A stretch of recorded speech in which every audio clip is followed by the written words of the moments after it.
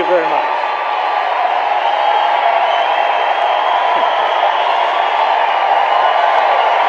Thank you. Thank you very much. Thank you.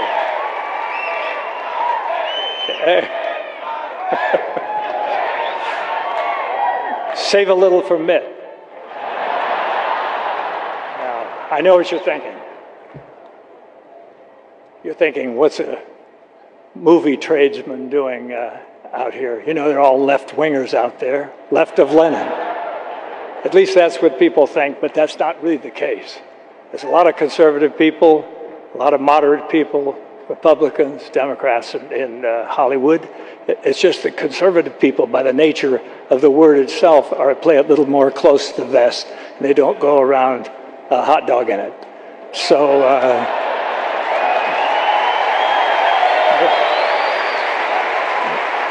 but they're there. Believe me, they're there.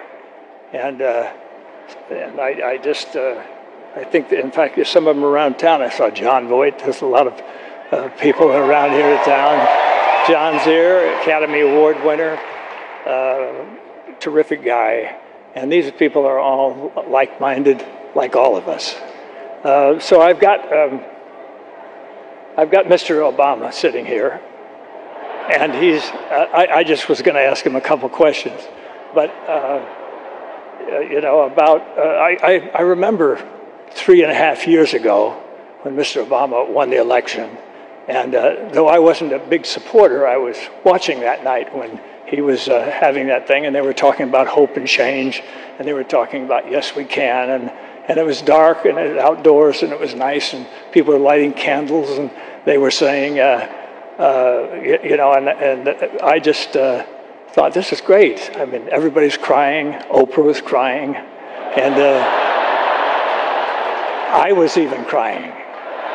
And then finally, I haven't cried that hard since I found out that there's 23 million unemployed people in this country. And now that is something to cry for, because that is a disgrace, a national disgrace, and we haven't done enough, obviously. This administration hasn't done enough to cure that. And whatever interest they have is not strong enough. And I think possibly now it may be time for somebody else to come along and solve the problem.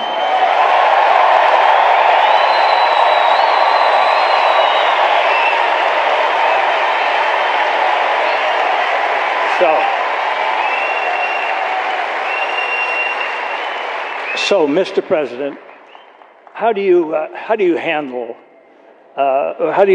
promises that you made when you were running for election, and how do you handle it? I mean, what do you say to people? Do you just you know? I know people were wondering.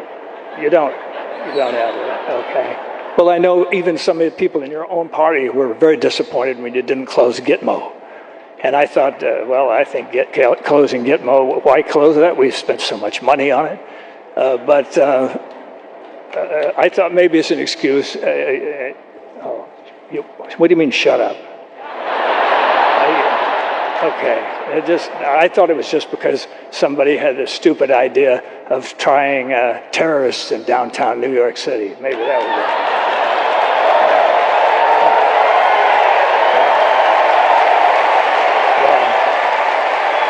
I've got to hand it to you. I've got to give credit where credit's due. You did ogle that finally, and that's so. Now we're moving onward. And I know I know you were against the war in Iraq, and that's okay. But you thought the war in Afghanistan was okay. You know, I mean, you thought that was something that was worth doing. We didn't check with the Russians to see how they did there for the 10 years, but it. We did it, and it was, you know, it's something to be thought about, and I think that when we get to maybe I think you mentioned something about having a target date for bringing everybody home. And you give that target date, and I think Mr. Romney asked the only sensible question, and he says, why are you giving the date out now? Why don't you just bring them home tomorrow morning? And I thought, yeah, I'm not going to shut up. It's my turn. So anyway, we're going to have to have a little chat about that. And then I just wondered all these promises, and then I wondered about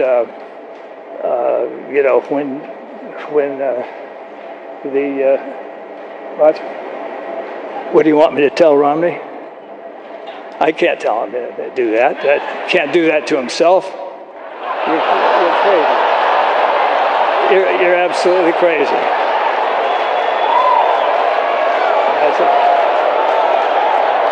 You're getting as bad as Biden.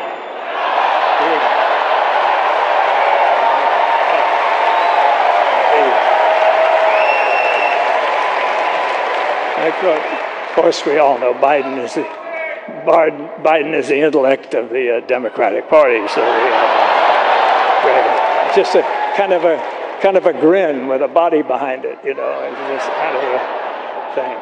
But I just think that there's so much to be done, and I think that Mr. Romney and Mr. Ryan are two guys that can come along. I never thought that it was a good idea for attorneys to be president anyway, because it.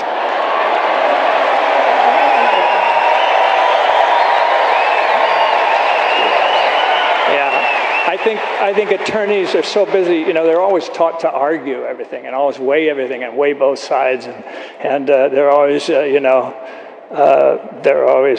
devil's advocating this and bifurcating this and bifurcating that, you know, all that stuff. But I think it's maybe time, what do you think, for maybe a businessman? How about that?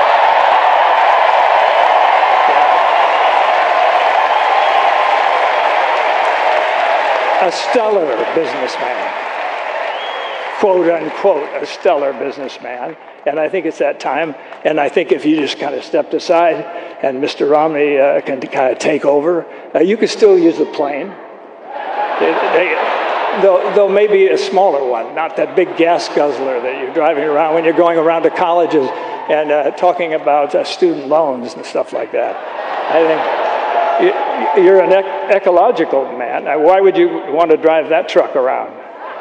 Okay. Well, anyway. All right. I'm sorry. I can't do that to myself either. So, anyway. I'll see. But I'd just like to say something, ladies and gentlemen. Something that I think is very important is that we own this country.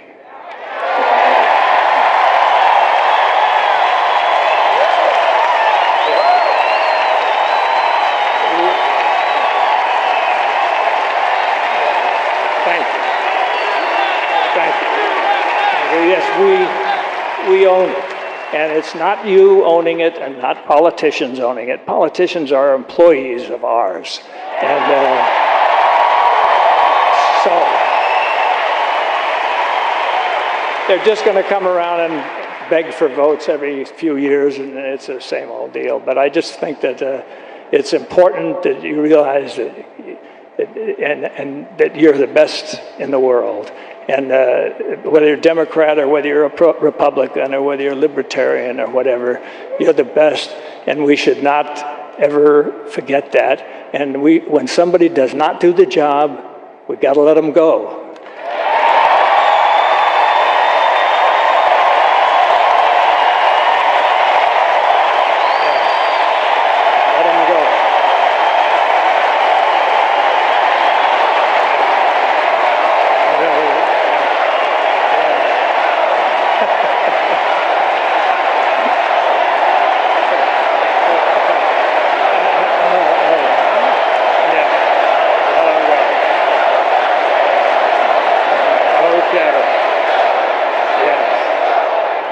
Okay, just remember that. And I'm speaking out for everybody out there. It doesn't hurt. We don't have to be... I don't say that word anymore. Well, maybe one last time. We don't have to be, what I'm saying is we don't have to be mental masochists and vote for somebody that we don't even really want in office. Just because they seem to be nice guys, or maybe not so nice guys if you look at some of the recent ads going out there, I don't know.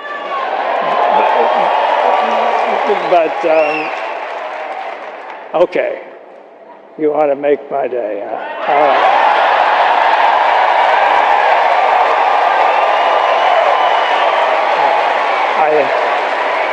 All right, I'll start it, you finish it.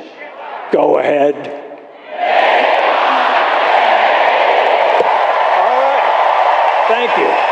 Thank you very much.